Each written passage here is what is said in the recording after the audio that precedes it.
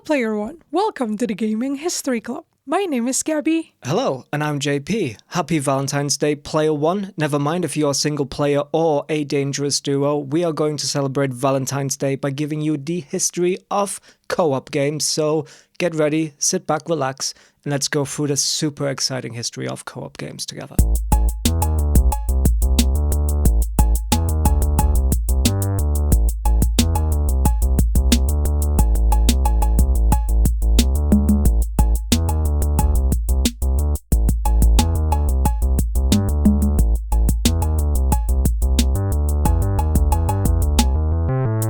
Right, so, as usual, before we're delving into any history of co-op games, we need to actually understand, what is a co-op game?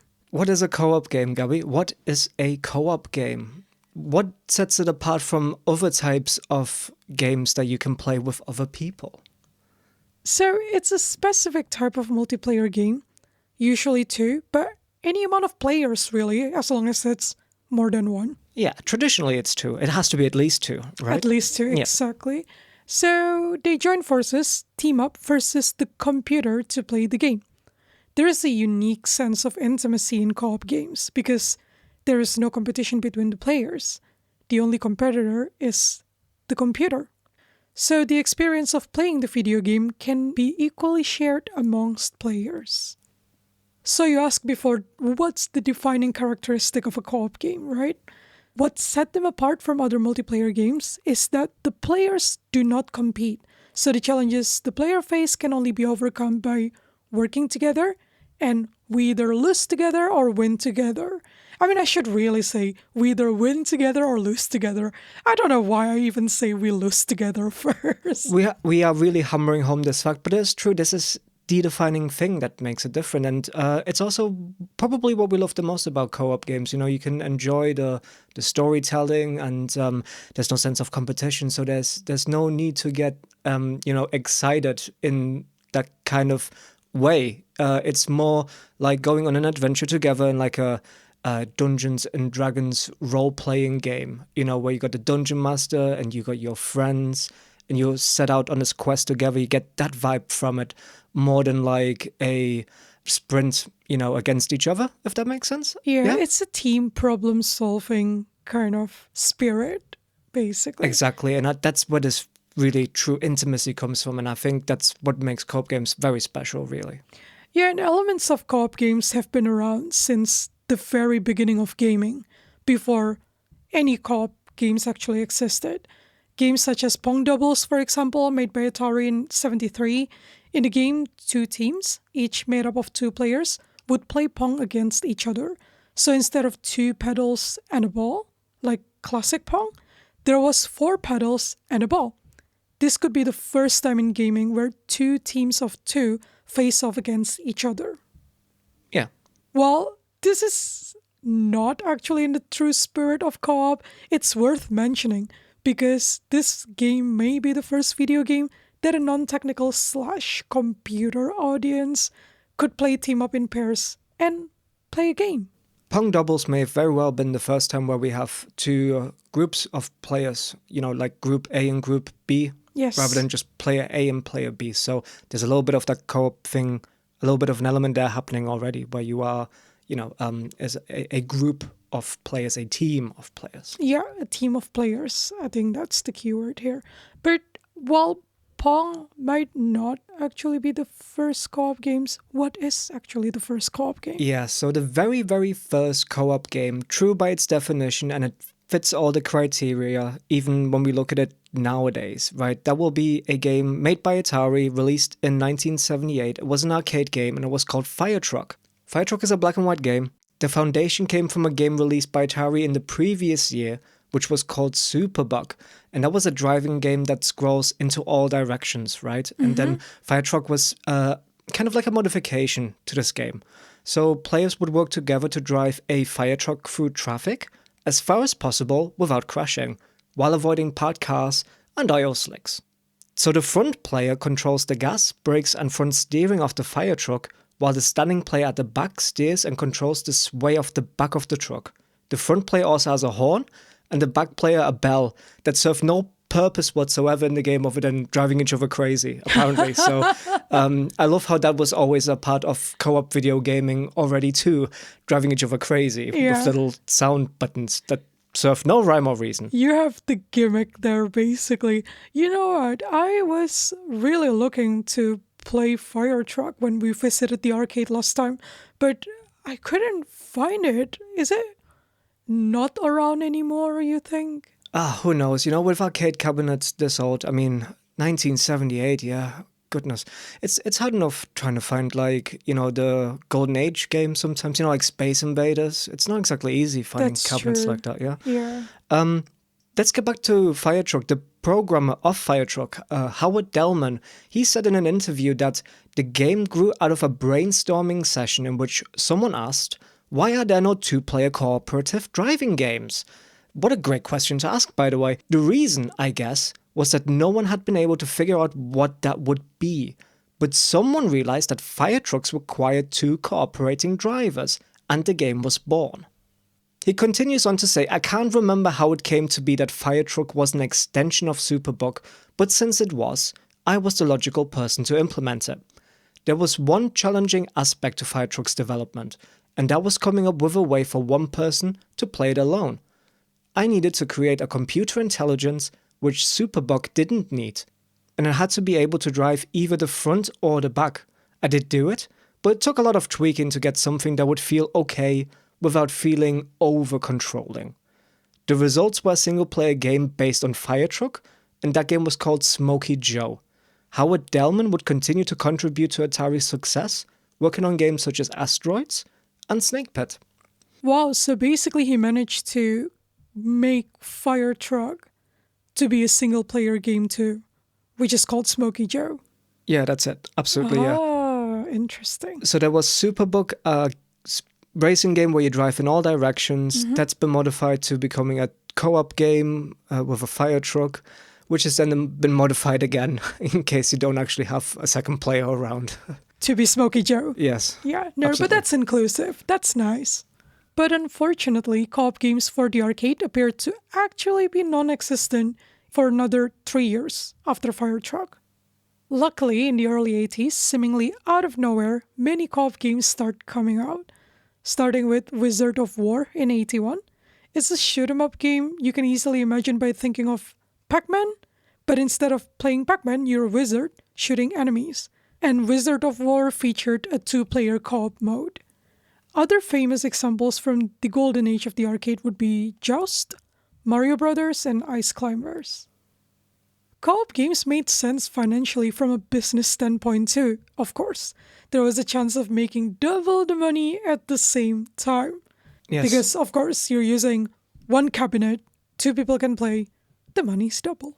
Because dollar signs come in pairs, don't they? Oh, yes, of course. Because when your eyes turn into dollar signs, you got two of them, a pair right there. Ka-ching, ka-ching. You know what I'm saying? Especially if you have more than two players. Even better. Oh, yeah. I know, such as the game that I'm going to talk about next. Oh. A real innovator and a game changer to the arcade co-op world came in 1985. Gauntlet, released by Atari.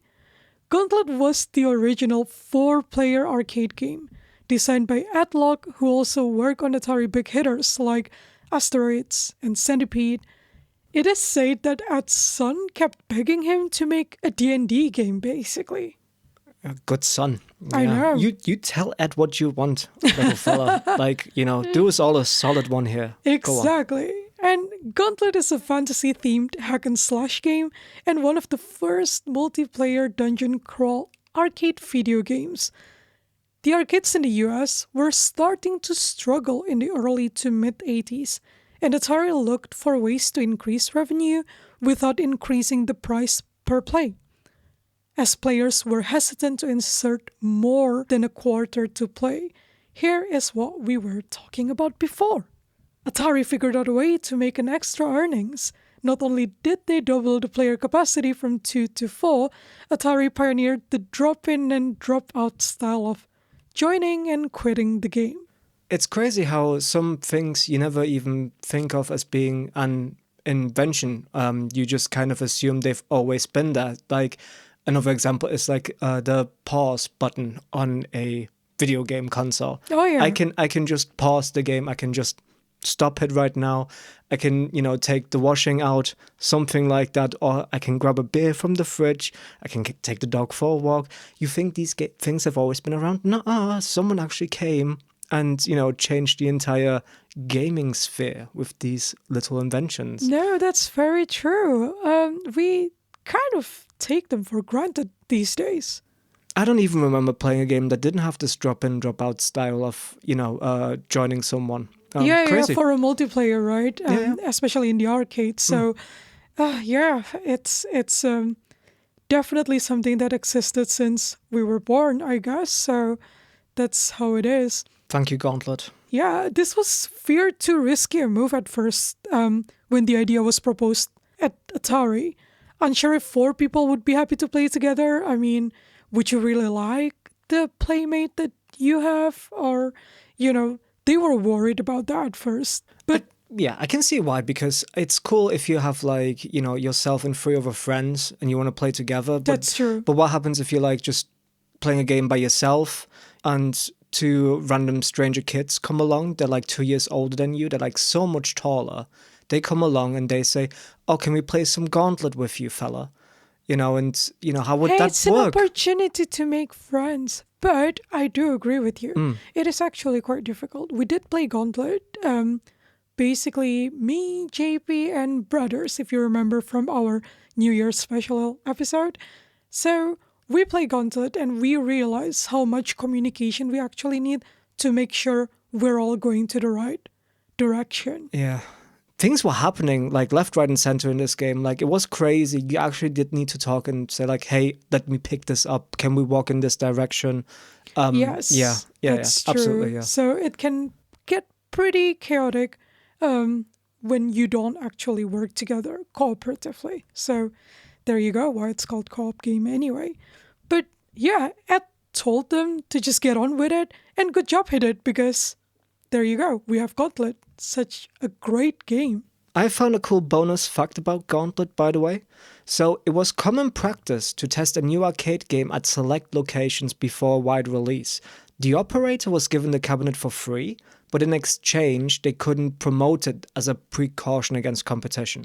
And they would share the coin drop numbers of it and all the other machines at the location so that Atari could then evaluate the new game's success against its current games.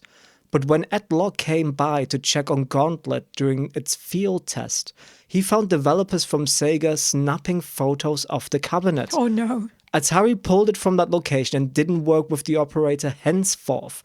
A year after Gauntlet's release in 1985, Sega released a 4-player arcade game called Quartet, although that was a side-scrolling game.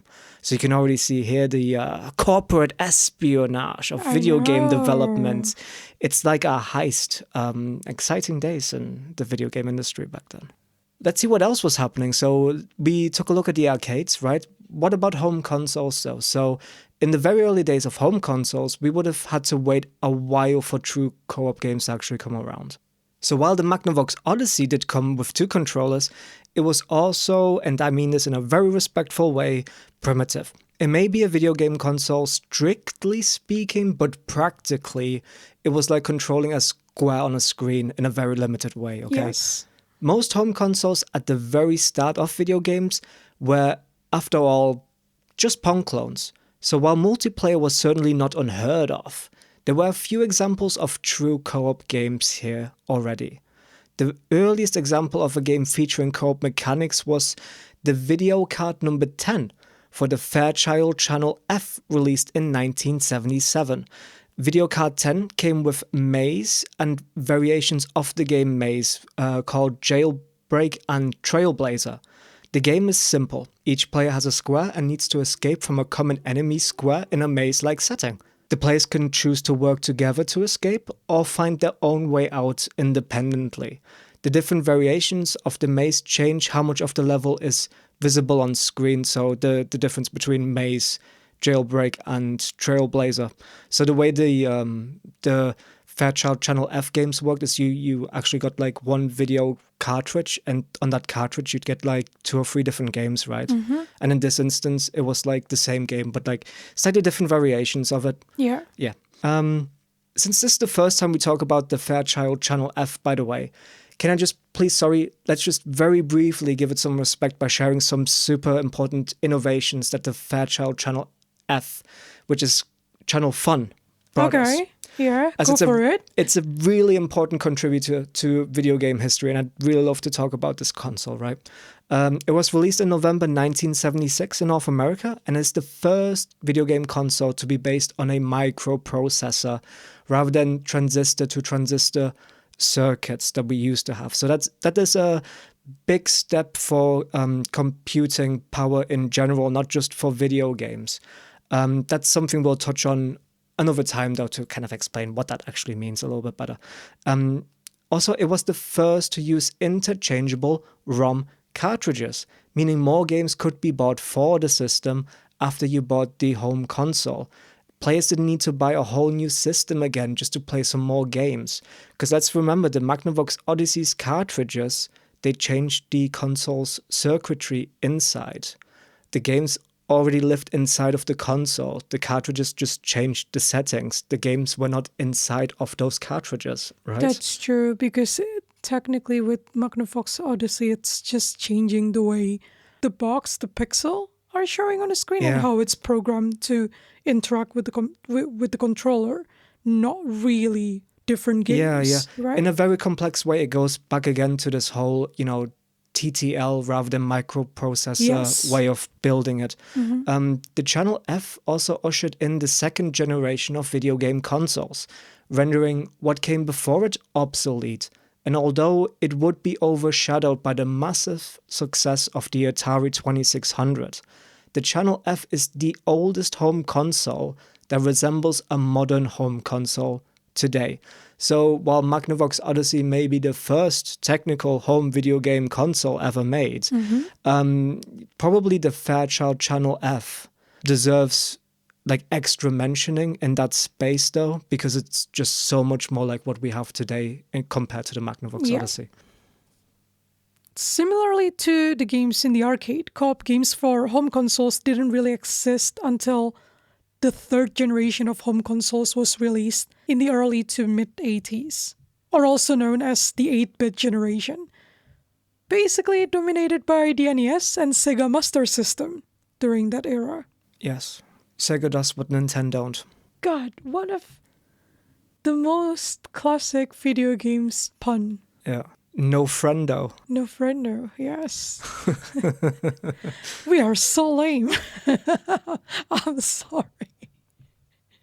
But yeah, there are still very rare exceptions, like Breakout for the Atari 2600, released in 1978, allowing 2 players to work together to keep the same ball in play. Frustratingly, however, many of the games that were ported to home consoles from the more powerful arcade, such as Double Dragon, alternating play between player 1 and 2, kind of replaced the co-op mode from the arcade, and many other games featuring 2-player modes were competitive. What a massive letdown, yeah? Especially comparing it to the arcade. You go into the arcade, you can have some fun together with your friend. You buy the thing for home, and then all of a sudden, now you have to compete against your brother Chad. I know. Yeah. That's a little bit sad, because you just want to play together. And yeah, it's just not too available, isn't it? I guess in the 80s, they were still very much learning about what people want from the video games, what they expect, and etc., I suppose. Yeah, and it would be a few years until developers understood and familiarized themselves with how people really wanted to play games together, and not always against each other. That's right. An outstanding title here is Contra, which allowed similar drop-in, drop-out mechanics from the arcade. Revolutionary also was Secret of Mana for the SNES, released in 1993 by Square, known in Japan as Seiken Densetsu 2. This is basically a Final Fantasy spin-off. This game enabled players to drop in and drop out whenever a second player wanted in a real-time RPG game. Yeah, I played that game like way, way, way after it came out, like a good 10 years after it came out. And I realized this and I was like, oh, I would have loved this if I had this back in the day. I was like, Oh, yeah, I saw the possibilities kind of like, I just imagined the, chances in my head. And I was like, oh, okay, too little too late. But I was still very impressed by that actually. yeah, I've never played the game actually, so that will be interesting to revisit if you're interested. I'm always interested in revisiting things. So that's that with home console. But now let's have a look at computer games.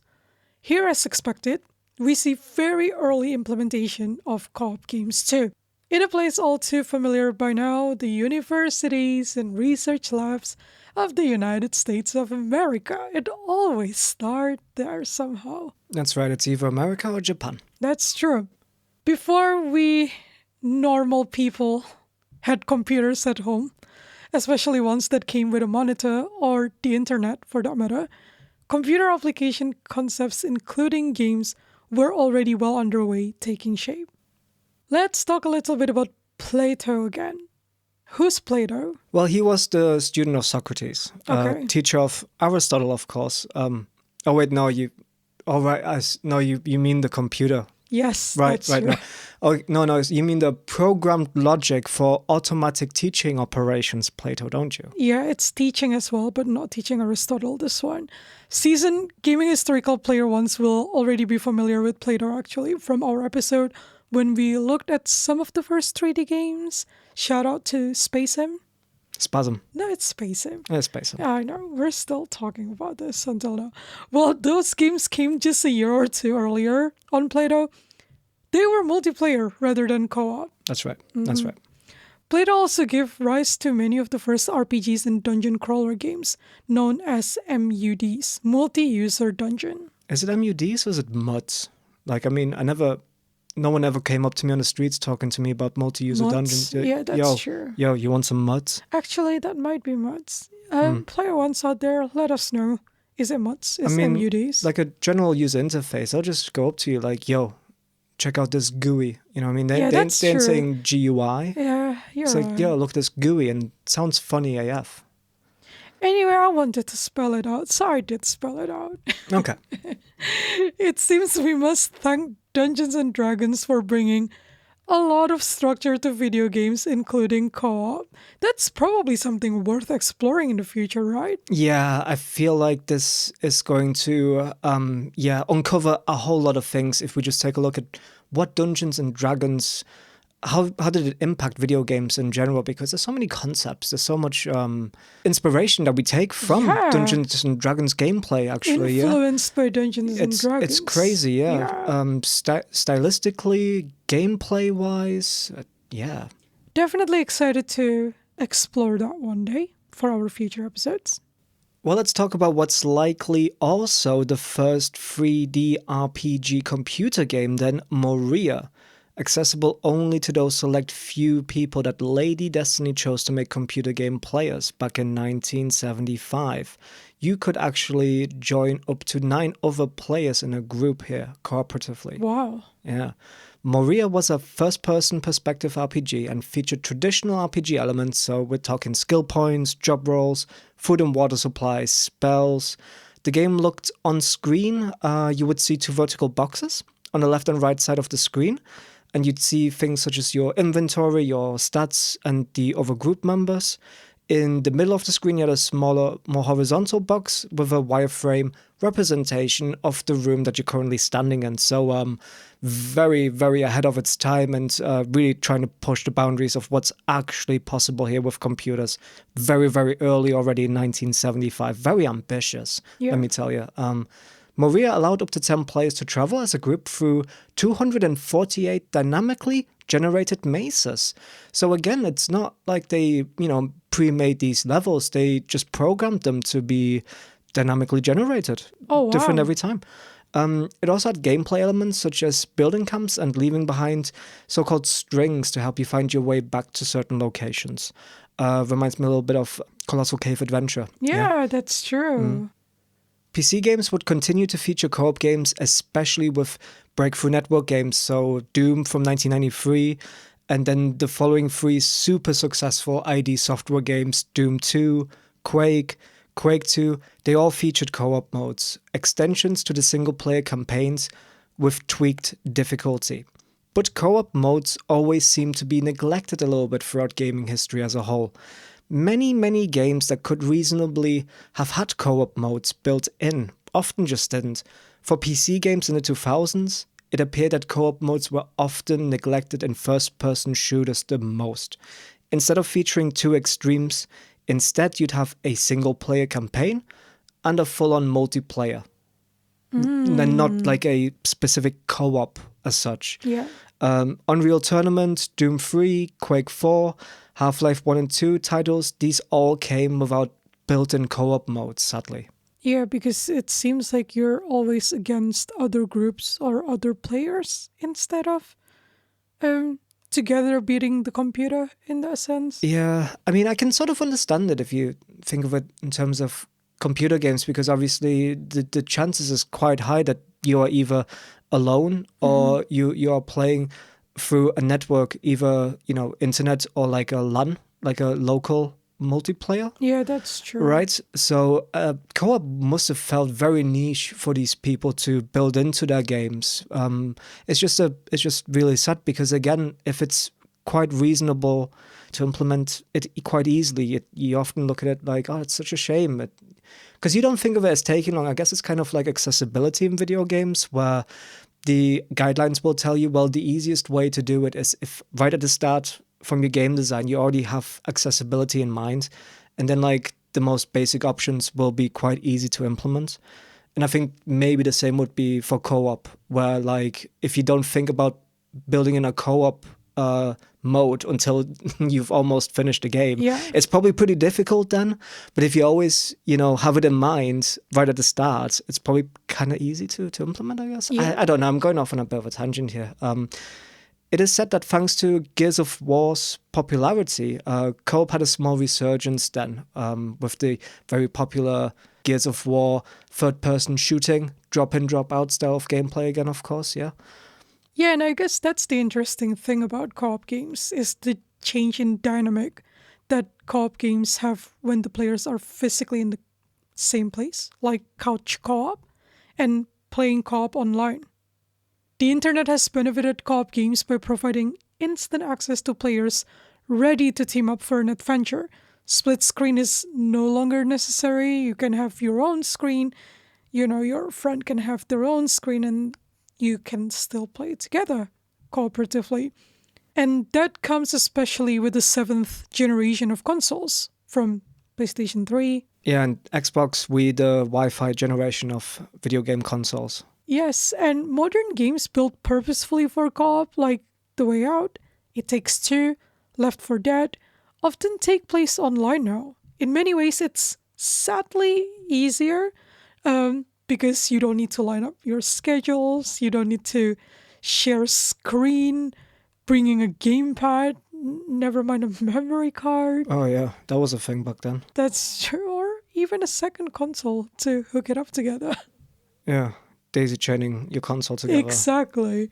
But there's definitely something very special about sharing the same space with someone and playing a game cooperatively, side by side. It seems that now co-op is in the best place it has ever been, all things considered. While we still don't have co-op modes for all games that players feel like could have easily have one, the amount of choice and the fine-tuned development of games made specifically only to be played co-op are better than they have ever been before. Especially in the last 5 to 10 years, we have seen games being released that were designed just to be played in co-op. And you know what? Kudos to those developers for doing so, because it is certainly not an easy proposition to get financiers of games to be on board with it, right? Games like It Takes Two and The Way Out truly stand out here, and to celebrate Valentine's Day, we hope you have a special someone you can play those games with. Invite the player to join your adventure with you, or probably listen to us. Either way. Please listen to us. Yes, please do. But if not, then perhaps it's time to play and get matched up in more co-op games. Get out there and play some video games. We found an amazing YouTube channel, Co-op Classics. Link in the description. Yes, fantastic YouTube channel all about co-op games. Very, very specifically about co-op games, and great channel, great videos. Have a look.